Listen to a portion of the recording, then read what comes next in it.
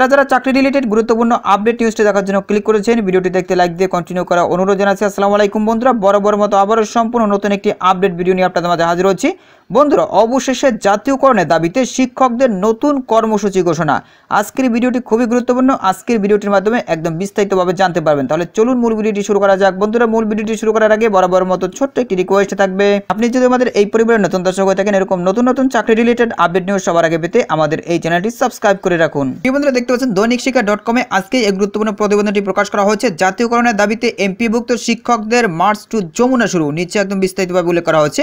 এখানে প্রিয় বন্ধুরা বলা হয়েছে, এমপিভুক্ত শিক্ষা প্রতিষ্ঠানকে সরকারি করার দাবিতে মার্চ টু যমুনা কর্মসূচি চালু করেছেন শিক্ষক কর্মচারীরা। বুধবার দুপুরে তারা জাতীয় প্রেস ক্লাবের সামনে থেকে এই কর্মসূচি শুরু করেন।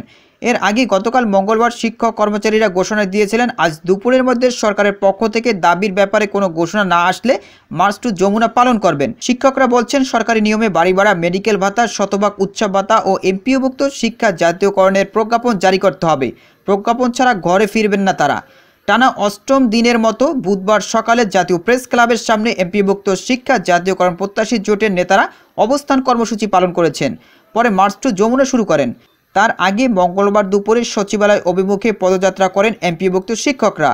পরে সচিবালয়ের রাস্তায় পৌঁছালে পুলিশ ব্যারিকেড দিয়ে বাধা দেয়। সেখানে শিক্ষকরা সংক্ষিপ্ত সমাবেশ করে ফের লাগাতার অবস্থান কর্মসূচিতে ফিরে আসেন। গত সোমবার সচিবালয়ের শিক্ষক প্রতিনিধি দলের সঙ্গে কথা বলে আশ্বাস দেন শিক্ষা মন্ত্রণালয়ের অতিরিক্ত সচিব হুমায়ুন কবির। তবে শিক্ষকরা বলছেন, আন্দোলনের স্তরে এসে সরকারের পক্ষ থেকে ঘোষণা দিতে হবে।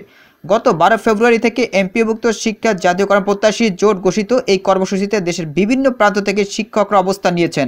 সংগঠনের সদস্য সচিব দিলওয়ার হোসেন আজিজি দৈনিক শিক্ষা.com-কে বলেন, আমরা আশ্বাসে বিশ্বাসী না, আন্দোলনের স্থলে এসে ঘোষণা দিতে হবে।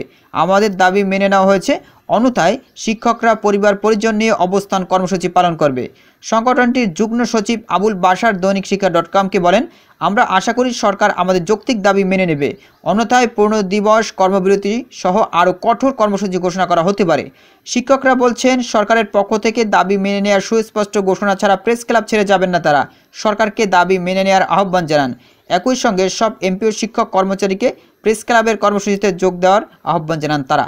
তো প্রিয় বন্ধুরা, এই ছিল মূলত আজকের আপডেট নিউজ। এই বিষয়ে যদি আপনাদের কোনো ব্যক্তিগত মতামত থেকে থাকে তাহলে অবশ্যই কমেন্ট করে জানাবেন। পরবর্তীতে নতুন করে ভিডিও নিয়ে আপনাদের মাঝে হাজির হব। সবাই ভালো থাকবেন, সুস্থ থাকবেন। আল্লাহ হাফেজ।